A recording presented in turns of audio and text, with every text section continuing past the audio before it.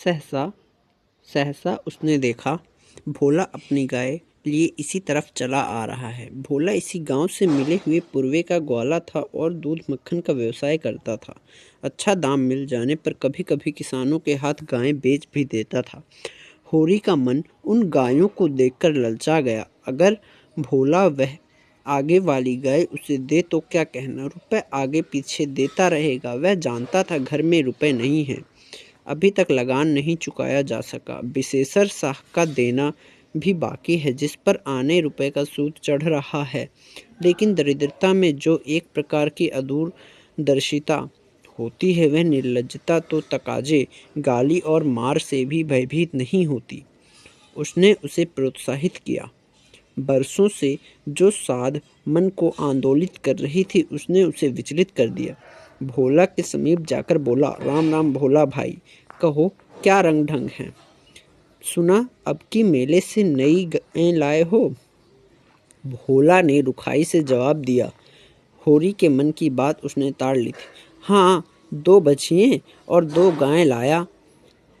पहले वाली गाय सब सूख गई थी, बंधी पर दूध न पहुँचे तो गुजर कैसे हो। होरी ने आगे वाली गाय के पट्टे पर हाथ रखकर कहा, दुधार तो मालूम होती है, कितने में ली। भोला ने शान जमाई। अब की बाजार तेज रहा महतो, इसके 80 रुपए देने पड़े। आंखें निकल गईं। 30 रुपए तो दोनों कलोरों के दिए। 30 पर गाहक रुपए का 8 सेर दूध मांगता है। बड़ा भारी कलेजा है तुम लोगों का भाई, लेकिन फिर लाए भी तो वह माल कि यहाँ 10-5 गांवों में तो किसी के पास निकलेगी नहीं। भोला पर नशा चढ़ने लगा। बोला, राय साहब इसके 100 रुपए देते थे, दोनों कलोरों के 50-50 रुपए, लेकिन हमने ना दिए। भगवान ने चाहा तो 100 रुपए इसी बयान में पीट लूँगा, इसमें क्या संदेह है भाई।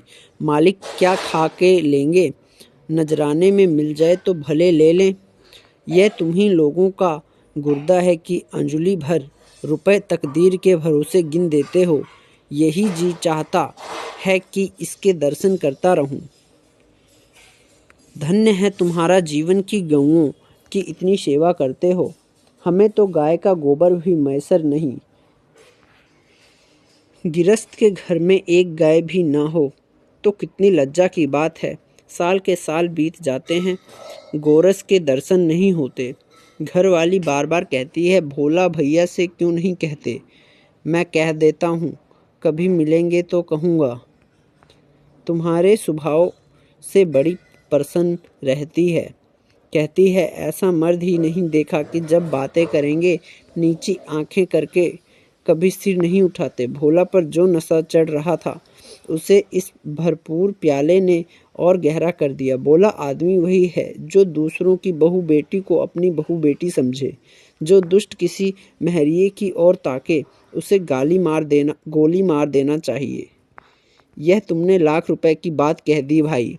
बस सज्जन वही जो दूसरों की आबरू समझे। जिस तरह मर्द के मर जाने से औरत अनाथ हो जाती है, उसी तरह औरत के मर जाने से मर्द के हाथ पांव टूट जाते हैं।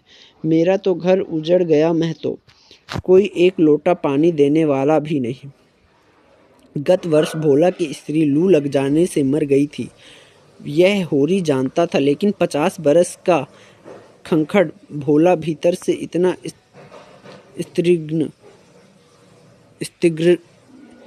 स्त्रीगद है वह भी जानता था, वह ना जानता था। स्त्री की लालसा उसकी आंखों में सजल हो गई थी। होरी को आसन मिल गया, उसकी व्यवहारिक कृषक बुद्धि सजग हो गई। पुरानी मसल झूठी थोड़े है, बिन घरनी घर भूत का डेरा। कहीं सगाई क्यों नहीं ठीक कर लेते।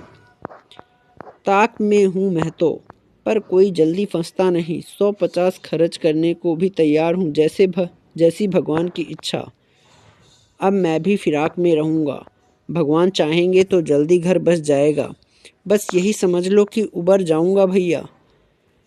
घर में खाने को भगवान का दिया बहुत है, 4 पसेरी रोज दूध हो जाता है, लेकिन किस काम का? मेरे ससुराल में एक मेहरिया है, 3-4 साल हुए उसका आदमी उसे छोड़कर कलकत्ते चला गया। बेचारी पिसाई करके गुजारा कर रही है।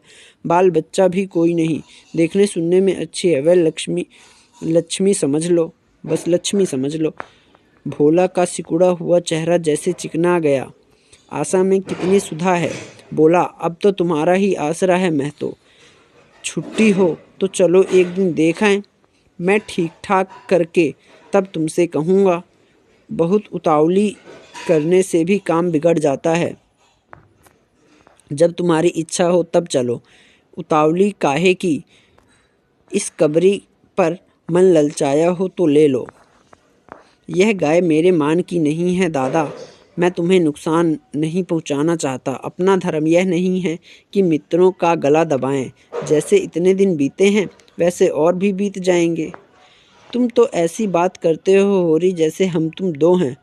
तुम गाय ले जाओ, दाम जो चाहे देना। जैसे मेरे घर रही वैसे तुम्हारे घर रही। 80 रुपए में ली थी, तुम 80 रुपए ही देना। जाओ। लेकिन मेरे पास नगद नहीं है दादा, समझ लो। तो तुमसे नगद मांगता कौन है भाई? होरी की छाती गज भर की हो गई। 80 रुपए में गाय महंगी ना थी। ऐसा अच्छा डील डोल। दोनों जून में 6-7 सेर दूध। सीधी ऐसी कि बच्चा भी दूह ले। इसका तो एक एक बाछा 100-100 का होगा। द्वार पर बंधेगी तो द्वार की शोभा बढ़ जाएगी। उसे अभी कोई 400 रुपए देने थे, लेकिन उधार को वह एक तरह से मुफ्त समझता था। कहीं भोला की सगाई ठीक हो गई तो 1-2 साल तो वह बोलेगा भी नहीं। सगाई ना भी हुई तो होरी का क्या बिगड़ता है? यही तो होगा, भोला बार बार तगादा करने आएगा, बिगड़ेगा, गालियां देगा। लेकिन होरी को उसकी ज़्यादा शर्म ना थी। इस व्यवहार का वह आदी था। कृषक के जीवन का तो यह प्रसाद है। भोला के साथ वह छल कर रहा था और यह व्यापार उसकी मर्यादा के अनुकूल ना था। अब भी लेन देन में उसके लिए लिखा पढ़ी होने और ना होने में कोई अंतर ना था। सूखे बूढ़े की विपदाएं उसके मन को भीरू बनाए रहती थी। ईश्वर का रुद्र रूप सदैव उसके सामने रहता था। पर यह छल उसकी नीति में छल ना था, यह केवल स्वार्थ सिद्धि थी और यह कोई बुरी बात ना थी। इस तरह का छल तो वह दिन रात करता रहता था। घर में 2-4 रुपए पड़े रहने पर भी महाजन के सामने कसमें खा जाता था कि 1 पाई भी नहीं है। सन को कुछ गीला कर देना और रुई में कुछ बिनौले भर देना उसकी नीति में जायज़ था। और यहाँ तो केवल स्वार्थ ना था, थोड़ा सा मनोरंजन भी था। बुढ़ों का बुढ़भस हास्यास्पद वस्तु है और ऐसे बुढ़ों से अगर कुछ ऐंठ भी लिया जाए तो कोई दोष पाप नहीं। भोला ने गाय की पगिया होरी के हाथ में देते हुए कहा, ले जाओ महतो। तुम भी क्या याद करोगे? ब्याते ही 6 सेर दूध लेना। चलो मैं तुम्हारे घर तक पहुंचा दूं। शायद तुम्हें अनजान समझकर रास्ते में कुछ दिख करे। अब तुमसे सच कहता हूँ, मालिक 90 रुपए देते थे, पर उनके यहाँ गऊओं की क्या कदर। मुझसे लेकर किसी हाकिम हुक्काम को दे देते। हाकिमों को गऊ की सेवा से मतलब। वह तो खून चूसना भर जानते हैं। जब तक दूध देती रखते, फिर किसी के हाथ बेच देते। किसके पल्ले पड़ती कौन जाने।